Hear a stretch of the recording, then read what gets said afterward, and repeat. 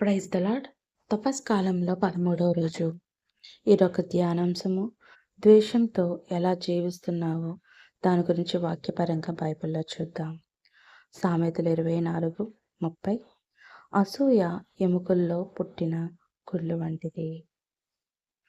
రెండో వాక్యం చూద్దాం. యాకోబు 3:16.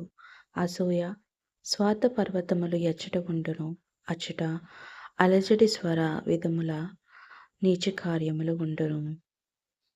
తరుపతి వాక్యము సామెతలు 27:4. కోపము క్రూరము వినాశప్రదమైనవి, కాని అసూయ వానికంటెను ఘోరమైనది. తదుపరి వాక్యము సీరా 30:24.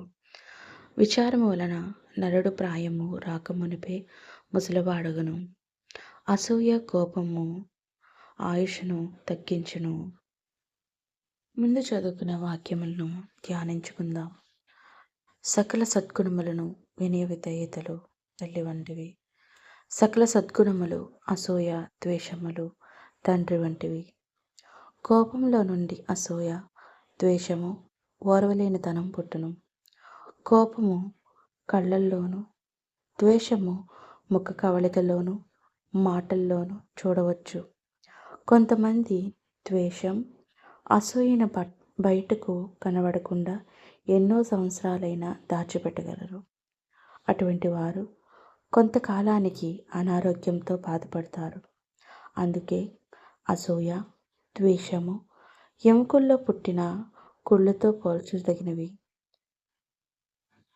అదేవిధంగా కయ్యోను తన తమ్మునిపై అసూయతో ద్వేషం పెట్టుకుని హత్య చేసి శపించబడ్డాడు.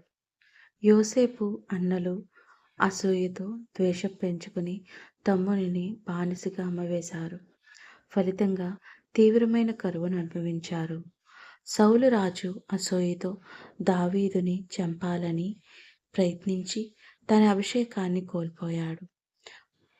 అదేవిధంగా మోషే సోదరి మిరియాము మోషే మీద అసూయపడింది. తద్వారా కుష్ఠరోగం పాలయ్యింది. క్యాన్సర్, ఎయిడ్స్ కంటే భయంకరమైన కోపం, అసూయ, ద్వేషం, పగ మొదలైన వాటిని విడిచిపెట్టి దయ, శాంతి, సహనం, దీనత, ప్రేమతో నింపబడడానికి ప్రయత్నిద్దాం.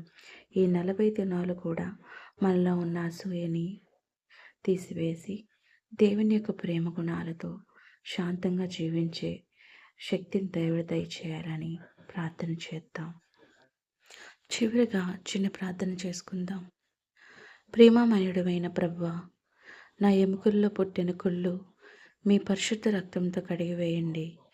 ఎవరిని చూసి ద్వేషిస్తున్నామో, అసూయపడుచున్నానో మీకు తెలుసు. దయచేసి నన్ను క్షమించండి. మీ ప్రేమ, దీనత, దయ, క్షమ మా హృదయాల్లోని నింపమని మన నాథుడైన క్రీస్తు ద్వారా మనవి చేయుచున్నాను. ఆమేన్. Praise the Lord. God bless you all.